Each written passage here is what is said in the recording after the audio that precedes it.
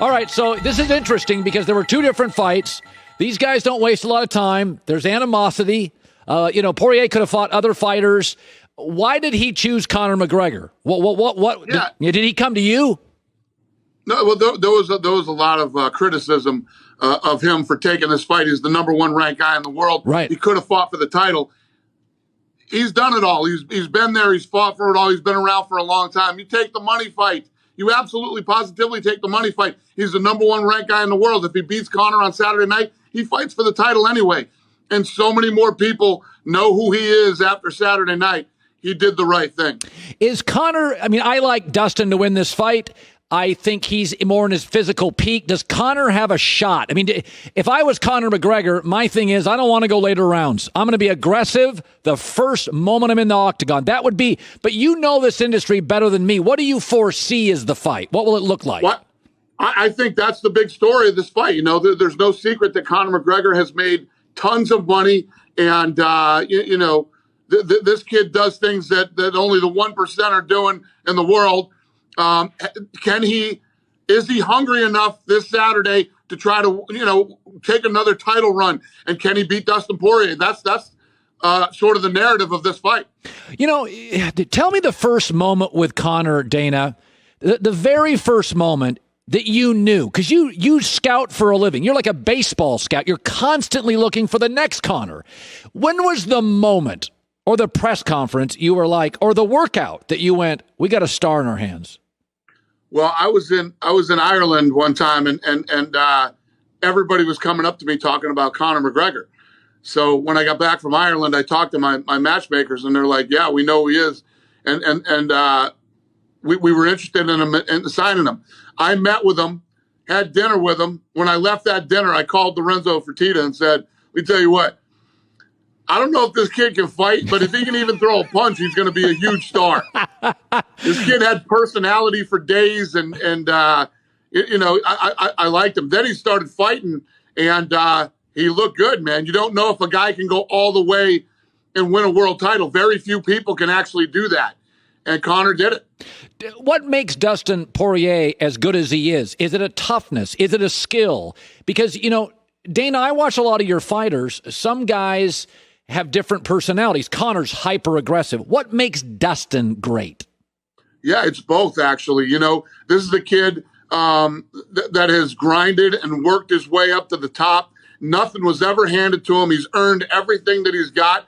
And, he's down there in Florida training with savages. This guy hasn't made the money that a Conor McGregor has made.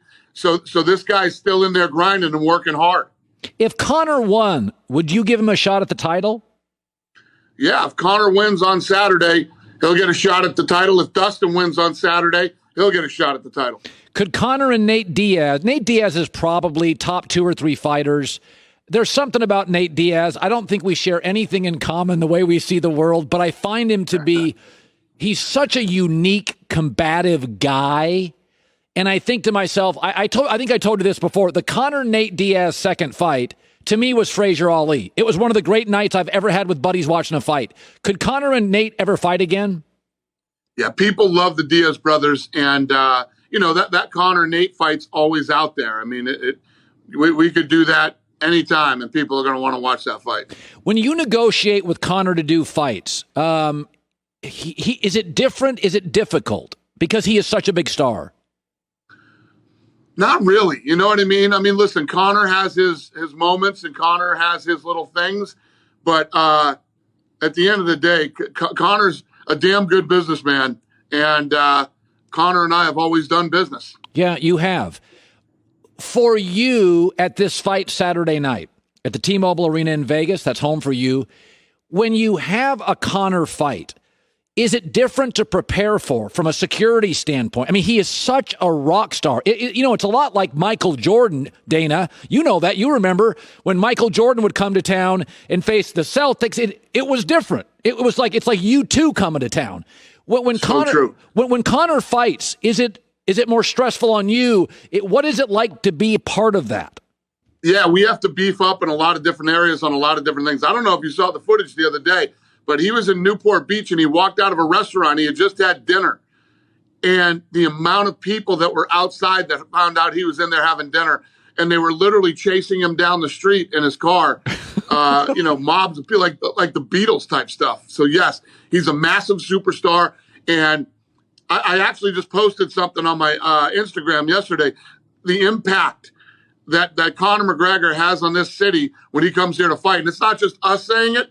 We had all the top guys from all the casinos, one of the guys that deals with the flights that come in and out of here and how many private planes are parked in Vegas when Conor McGregor fights, the bets, it's just they take over the city. If I said to you, go back to the first, I remember when you guys bought this in the Fertitas for $12 million, and I went to a network I worked at, and I said, you guys got to start televising this stuff. All my buddies in Vegas and LA, they don't watch boxing as much. They watch UFC. Go back to the genesis of this sport. If I said to you, 3 or 4 most important fighters, is Conor one of them? Oh, 100%.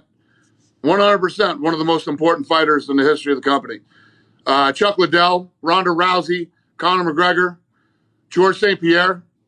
Have you ever gotten into an argument with Conor and you thought it could get physical? No, never. He lives in Ireland. I know, but he's feisty. Dana, he's feisty. He's a feisty guy. Yeah, no, he's you see that some of the things that he's done outside of the octagon, but he's not like that at all. And believe me and Conor have absolutely positively butted heads and didn't see eye to eye and didn't agree on a few things, but it's never been like that. It's actually, he's been a joy to work with. And, any of the things that, for instance, I'll tell you the things that drive me crazy about Conor is showing up late. When he shows up late to press conferences and he shows up late to the weigh-ins and things like that, because we have time set with these networks and things like that. Right. Other than things like that, Conor McGregor is not bad to work with. Hi, everybody. Thanks for watching. Subscribe here to get the latest from the show. Also, be sure to check out more of the best clips from The Herd or go watch a few segments from other shows on FS1.